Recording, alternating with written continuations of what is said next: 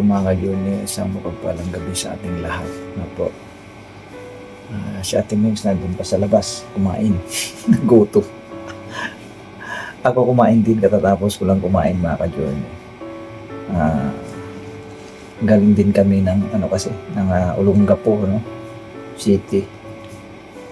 So, nakauwi kami dito, medyo gabi na rin. Mayroon lang pinuntahan kami doon. Ako, kasama si tita. Basta ako nagising. Pilip na ako kunti. Halos kakain ko lang naka-edit ko. Tapos nagising ako dahil si Pau. Nagising din. Parang naginip yata. Tapos natulog ulit to. Mama niya andun pa. Ayun. At yung patungkol naman sa mga ka-journey, yung ating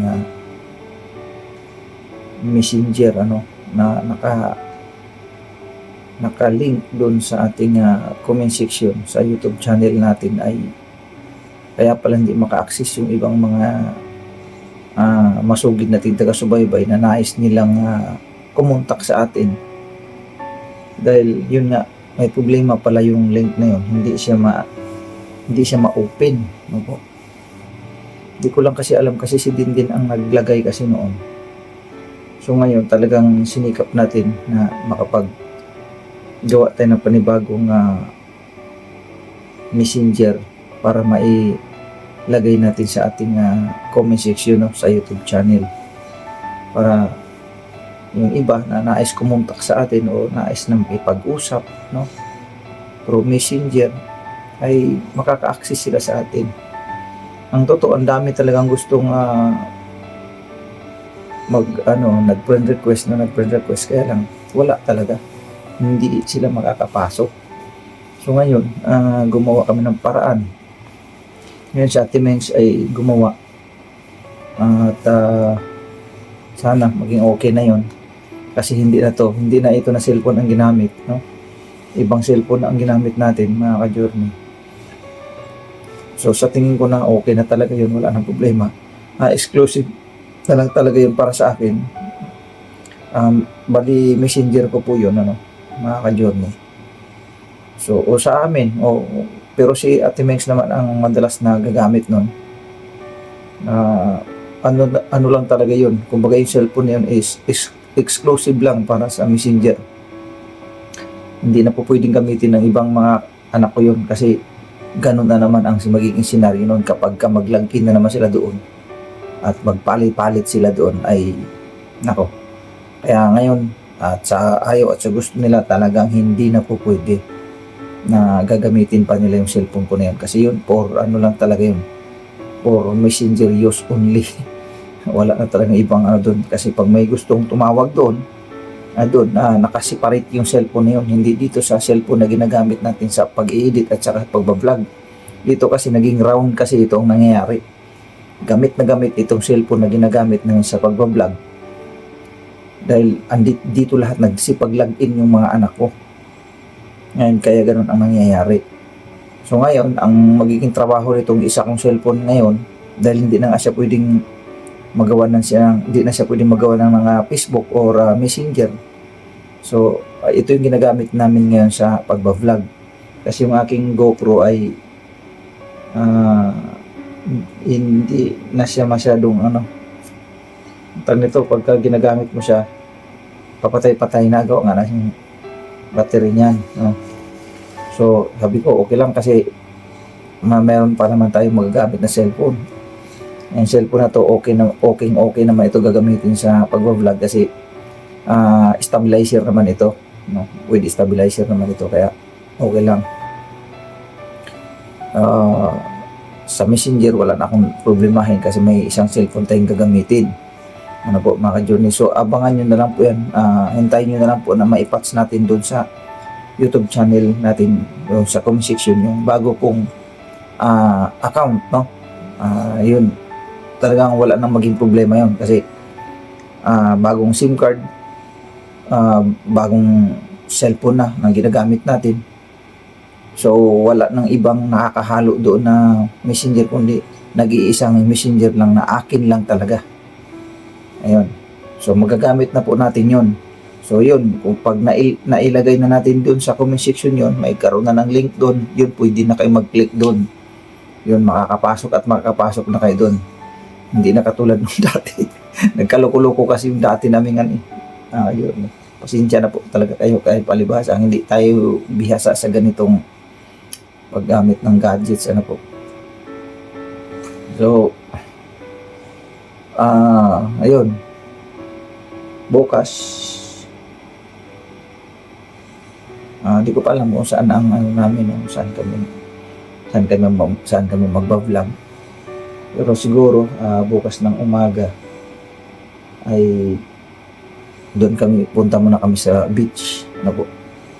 Mamasyal muna kami dito sa beach, doon kami mag-vlog kasi namimiss din namin yung dagat. Ano po? Kasi almost 3 minutes andun ka na pag nilakad mo rito. Malapit lang po yan. Ngayon, gabi na kasi hindi na pa pwedeng punta pa tayo. Nakasara po yan dyan. May gate po kasi yan dyan. Bukas ng umaga, mamamasyal kami doon ni Ate Mengs kasama mga bata. Paborito ni Pau Pau doon mga ka-journey. Kanina, si Pau Pau, tuwang-tuwa dyan na tampisaw dyan sa dyan sa yung binili ni tita na yung portable na pool, no? Ayun, nagligo-ligo siya doon. Yun. So, update tayo, mga ka-journey. Yung amin pong gagawing kubo doon sa Bulacan ay ongoing na po tayo doon sa pagpapagawa. No po? Ongoing na tayo sa pagpapagawa doon. So, anytime, pwede tayong sumilip-silip doon. Kasi ganoon talaga, after namin ng dito, bakasyon, no? Kasi medyo matagal-tagal pa tayo makauwi ng Maynila, mga journey, kasi nagbabakasyon nga kami rito. Pag uwi namin doon, yun, sisilip kami doon sa Bulacan para, sabi ko nga, makatulong man lang din kung anong pwede namin maitulong doon, maglinis-linis doon sa pinaka area kasi medyo pa yun marami pa tayong pwedeng gagawin doon na paglilinis, ano po.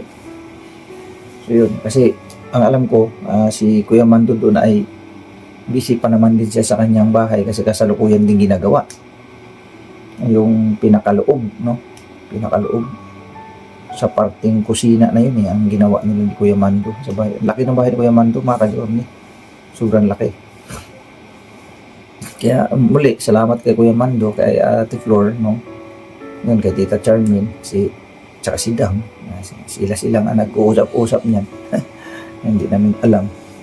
Thank you very much sa kanilang lahat, sa inyong lahat. At siyempre, doon sa mga masugid nating mga nanonood, sumusubaybay sa ating YouTube channel, maraming salamat po sa inyo, mga ka-journey. At sa mga sponsors namin, maraming salamat po sa inyo. At alam ko, hindi natin maitanggi, no? Na napakaraming gustong tumulong, mga ka-journey. Alam ko po yun, nasa mga comment section nga, ang daming nag-message doon sa comment section. Ang totoo, gusto nilang umaccess. Ito na nga yung naging problema. Gusto nilang ma-access tayo, mag-friend request sila, ay hindi sila makakapasok-pasok. So, kami naman po sa mga nais nga tumulong, sabi nga, kaipokrituhan naman yun kung sasabihin wag na, no? Kaipokrituhan naman yun. At totoo naman din talaga na napakalaking tulong din sa amin ang sino mang may nais na tumulong o magmamagandang loob, may mabuting kalooban, may mabuting puso na magpaabot sa amin para matulungan kami doon sa amin pong proyekto ngayong na gagawin. Kasi hindi man natin maipagkaila, mga ka-journey, kasi nandun talaga sa comment section, may mga nagtatanong doon kasi talaga nababasa naman po siguro ninyo. Hindi naman natin maitatanggi yung mga ka-journey. Ako, hindi ko naman i-ano sa inyo yan, kumbaga ililihim Kasi andyan, nasa comment section, mababasa niya naman po eh. Ano po, mga ka-journey. So, ngayon pa lang, nagpapasalamat ako sa inyo, sa mga nais na talagang may mabuting kalooban. Thank you po sa inyo talaga. Maraming salamat. At sa mga nakapag-abot na sa amin, simula pa noon, no? Hanggang ngayon, no? Hanggang ngayon, maraming salamat sa kanila. At sa inyong lahat, no? Thank you very much talaga. Diyos na po ang bahala. Alam naman po ng Panginoon Diyos ang inyong mabuting kalooban. Ano po? So, yun.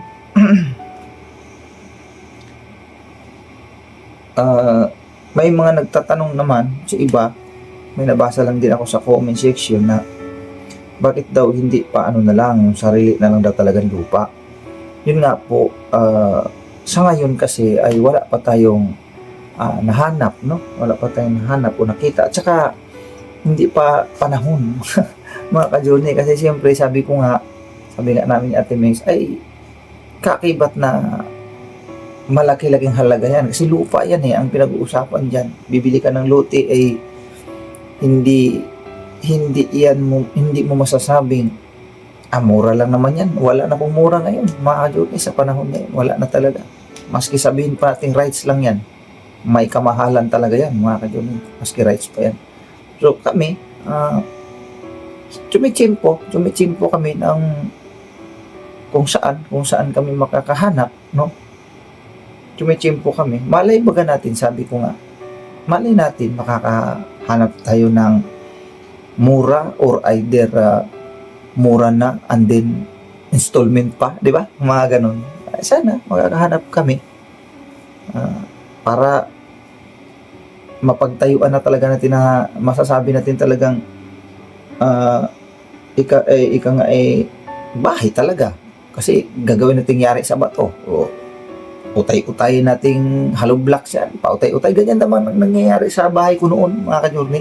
Nung nakapagpatayo din ako ng bahay, hindi naman namin natin mix nakuha yun sa isang, kumbaga sa isang biglaan lang. Kumbaga, araw-araw, paggawa araw-araw, walang tigil hanggang sa matapos. Hindi namin kaya yun, siyempre. Nakapagpagawa ka rin kami noon na sa utay-utay na pamamaraan po eh.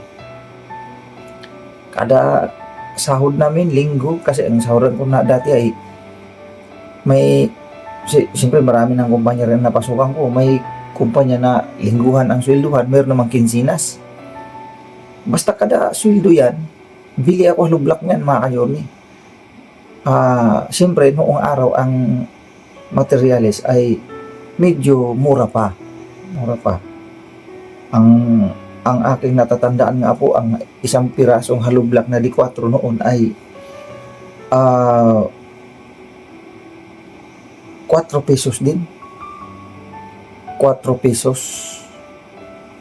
Tapos 5, may mga ganoon, 4.50, 5. Nagdepende din kasi sa pangapagawaan. Mga ganun lang ang presyohan. Ngayon kasi medyo mataas na eh.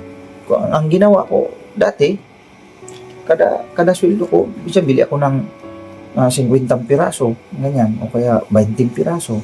Para pautay-utay lang. Tapos, sunod linggo, bili naman ako ng semento na mga 2 sako. Pag ganun lang. Tapos, ako rin ang mag-aasintada.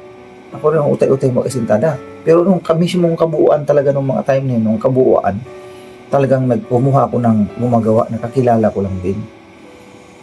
Siyempre, maliit lang naman yung bahay ko na yun eh. Sobrang liit lang, ano lang siya eh, 20 square meter lang yun, mga ka-journey, sobrang liit lang. So, sandali lang na paikot, Sabi ko, uy, di mo nga namalayan na mataas na siya. No, yun, ganoon lang ang ginawa namin noon. Kaya masarap sa pakiramdam kapag may bahay ka talaga na masasabi mong iyo talaga, mga ka-journey. Ngayon, yung itong nandito kay Kuya Mando, siyempre, pinapayagan lang tayong magtirik doon, magtayo tayo doon ng kubo-kubo lang, light materials lang kasi hindi nga atin ang lupa eh. Pinapatira lang tayo doon sa madaling sabi. So yun nga, nagpasalamat nga ako kay Kuya Mando dahil nung may mga pag-uusap pala sila ni Tita Charmin at saka itong Sidang, ay hindi rin nagdadalawang isip sila na silang mag-asawa na pumayag na kami ay makikitirik doon para magkaroon ng kahit kubo-kubo lang. No? Para sa akin mga ka-journey, napakalaking bagay sa akin yun. Kahit kubo lang yan. Unang-una, sanay ako. Sanay naman ako. At saka, pangalawa, wala kang choice kasi nagpasalamat pa nga tayo may nagmamagandang loob na ganyan sa kubo, magrereklamo ka ba kung kahit kubo lang? Hindi, siyempre ang pinaka-importante lang naman talaga sa lahat na hindi ka tayo nagbabayad ng upay. Yun ang pinakamalaga. So, yun. Tabayanan nyo na lang po. Tabayanan nyo na lang po. So, ngayong next week, maaaring andun kami. No? Maaaring andun kami. Pupuntak naman ako kay Kuya Mando. Kung sakaling pupunta kami doon. Ang alam ko, pupuntak din yun si Kuya Mando sa amin kung sabi nga, kung sakali ay kung sasabi niya, sige, sisimula na namin dito. Yun, pupunta talaga ako. So, yun lang, update. Yun, yung aking messenger ay new messenger na yan, no? Wala na tayong dapat ipag-alala dyan. Kasi, exclusive na lang yan na ako lang gumagamit. So, hintayin nyo na lang po mga ka-journey na maipin po namin yun. Kasi ipipin po namin yun So, hintay lang po kayo. Malalaman nyo naman po yun kasi sa susunod na mga vlog kapag nandyan na at nakapin na ay makikita nyo naman po yun sa comment section. Mag-iisuyo lang din kami kapag nanood kayo. Kaya bisitahin nyo po yung comment section. Doon po may makita kayo doon na bagong nakapin doon na messenger o nakalink doon. Yun na po yun. Kasi i-detalye naman namin doon na ito na po yung FB page o FB messenger o FB page ni Kuya Noy, no? Ilagay natin doon para wala na kayong pangamba. Kahit i-click nyo yun, wala nang magiging problema. Ano po, kahit ako man na talaga kabado ako doon gumaginawan ako ni Ate Mengs yung itong kasalukuyan na baka ulit. Pero sa awa ng Diyos ay okay naman. Kasi cellphone kasi niya ginamit doon, mga ka-journey. Tapos, yun. Thank you very much, mga ka-journey. Hanggang dito na lang muna.